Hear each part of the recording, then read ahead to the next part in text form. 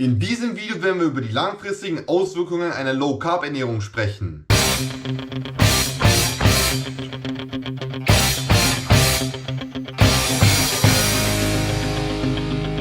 Die Ernährungsberater sagen dir in den Nachrichten, auf Social Media oder sonst wo, dass du auf jeden Fall eine Low-Carb-Ernährung oder eine ketogene Ernährung nicht langfristig machen kannst, sondern nur kurzfristig. Weil ansonsten, wenn du es nur langfristig machst, dann können viele Nebenwirkungen aufkommen. Und ob das so stimmt oder nicht, das schauen wir uns mal jetzt genauer an.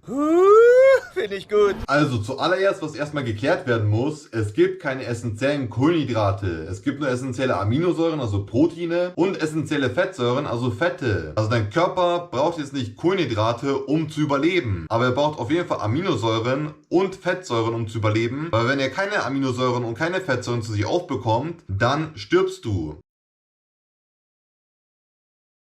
Und wenn du jetzt Kohlenhydrate zu dir aufnehmen möchtest, dann möchtest du auf jeden Fall nur Kohlenhydrate über Gemüse und Obst aufnehmen. Am besten Obst, das auf jeden Fall kohlenhydratarm ist, wie zum Beispiel Beeren, wie zum Beispiel Grapefruit, Kiwi, Orangen, Wassermelone oder Papaya. Denn nur da macht auf jeden Fall eine Kohlenhydrataufnahme wirklich Sinn, weil du auf jeden Fall dadurch die Mineralstoffe, Vitamine und Enzyme aufbekommst.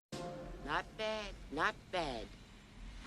Dann wird dein Körper auch nicht darunter leiden, wenn du keine Glucose mehr verbrennst. What? Dein Körper wird stattdessen viel besser arbeiten, wenn er Fette verbrennt. Das bedeutet, wenn du auf jeden Fall auf eine Low-Carb-Ernährung gehst, dann wirst du dich auch fettreich ernähren und cholesterinreich ernähren. Und beides sind sehr gut zum Beispiel für dein Gehirn, denn dein Gehirn besteht zu 70% aus Fetten und zu einem sehr großen Teil aus Cholesterin.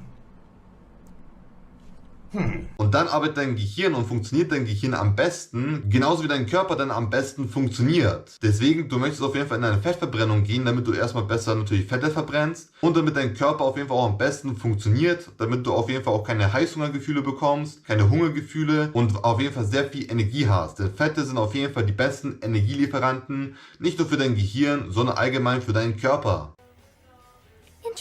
Dann wird des Öfteren gesagt, dass eine Low-Carb-Ernährung gleichzeitig eine kalorienarme Ernährung ist. Und das stimmt einfach nicht, denn das sind einfach zwei unterschiedliche Ernährungsweisen, die nichts miteinander zu tun haben. Denn eine Low-Carb-Ernährung ist eine Ernährungsweise, wo du weniger Kohlenhydrate konsumierst. Und bei einer kalorienarmen Ernährung ist es einfach, dass du wenig Kalorien zu dir aufnimmst. Und auch bei einer Low-Carb-Ernährung kannst du beispielsweise in einen Muskelaufbau kommen, indem du beispielsweise mehr Nüsse zu dir aufnimmst, wodurch du auf jeden Fall leichter in einen Kalorienüberschuss gelangst und du somit auf jeden Fall auch Muskel aufbauen kannst. Bei einer kalorienarmen Ernährung oder einer fettarmen Ernährung kannst du beispielsweise auf der anderen Seite dafür sorgen, dass deine Schilddrüse darunter leidet, weil du ihr somit Nährstoffe entziehst, wenn sie nicht genügend Fette zum Beispiel herbekommt.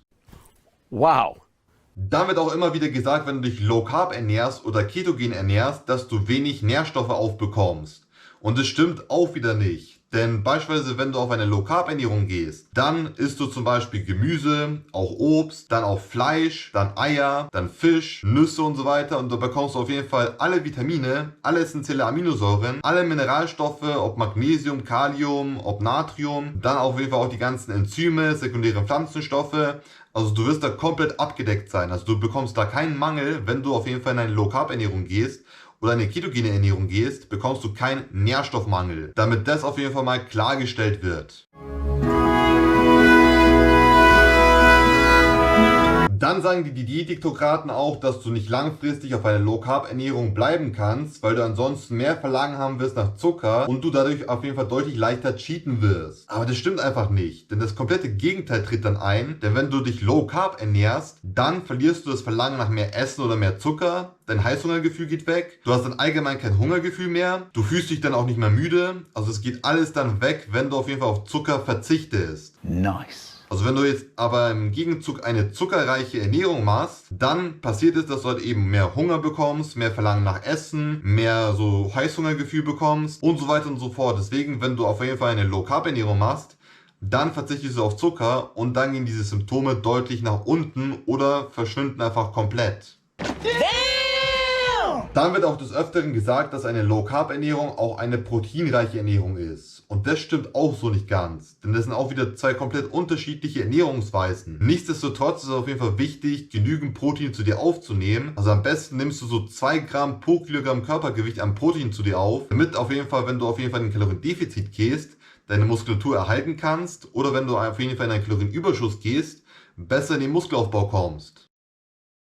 Dann wird auch immer wieder gesagt, dass eine Low-Carb-Ernährung nicht gesund für dich ist, weil du auf eine bestimmte Lebensmittelgruppe verzichtest, nämlich auf die Getreideprodukte. Aber das stimmt einfach nicht, denn du tust deinem Körper damit nur einen Gefallen, wenn du auf Getreideprodukte verzichtest. Denn wenn du jetzt zum Beispiel viel Getreideprodukte konsumierst, dann sorgst du dafür, dass du mehr Omega-6-Fettsäuren zu dir aufnimmst und das erhöht deine Entzündungen und das sorgt dafür, dass du mehr anfälliger bist auf Krankheiten wie Krebs, Herzerkrankungen, Diabetes, Alzheimer und so weiter. Zudem, wenn du viel Getreideprodukte konsumierst, dann konsumierst du auch viel Kohlenhydrate. Und diese Kohlenhydrate von Getreideprodukten verwandeln sich in deinem Körper schnell zu Zucker. Und Zucker sorgt dann dafür, dass du die ganzen Zivilisationskrankheiten bekommst, wie Krebs, Herzerkrankung, Diabetes, Alzheimer, Schlaganfall. Also bist du viel mehr anfälliger auf solche Zivilisationskrankheiten. Deswegen möchtest du auf jeden Fall Kohlenhydrate deutlich reduzieren, also auf jeden Fall Getreideprodukte deutlich reduzieren, weil du somit auch dafür sorgst, dass dein Körper auf jeden Fall besser die ganzen Nährstoffe verdauen kann. Dein Körper kann auch schwer Getreideprodukte verdauen und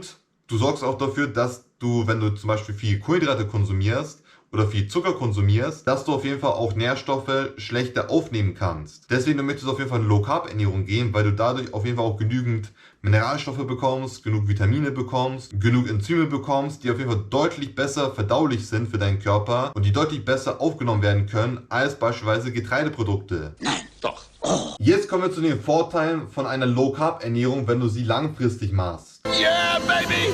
That's what I've been waiting for! Also zuallererst fixst du dann deine Insulinresistenz. Denn wenn du jetzt Lebensmittel mit einem sehr hohen glykämischen Index zu dir aufnimmst, dann sorgst du dafür, dass dein Insulin sehr nach oben steigt. Und deine Zelle blockiert dann irgendwann die Glucose und das sorgt dafür, dass halt dein Insulin die Glucose irgendwo anders abspeichern muss. Und es speichert die Glucose letzten Endes dann als Fett ab. Und das sorgt dann für Übergewicht. Das sorgt auch dafür, dass du anfälliger auf Krankheiten bist, wie zum Beispiel Krebs, Herzerkrankungen, Diabetes, Alzheimer und so weiter. Und deswegen möchtest du auf jeden Fall auf eine Low-Carb-Ernährung gehen, damit du auf jeden Fall deine Insulinresistenz fixst und du somit besser Nährstoffe aufnehmen kannst.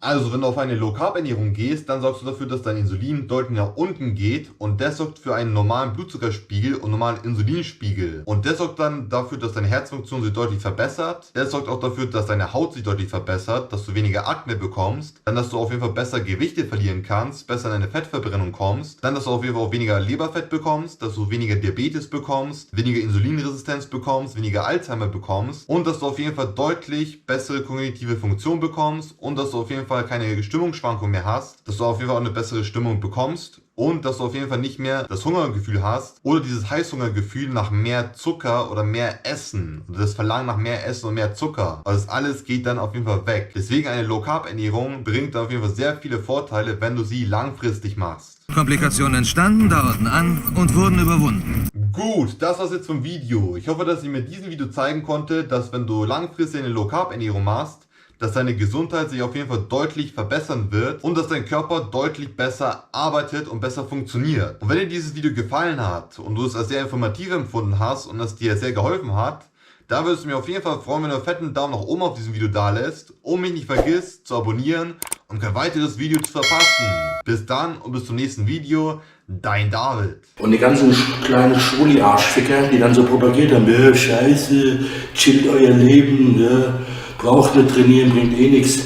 Die kleinen Arschficker, die werden sich umgucken, wenn sie wieder mal ins Studio gehen. Da fangen sie wieder bei Null an, die kleinen Pisskörper.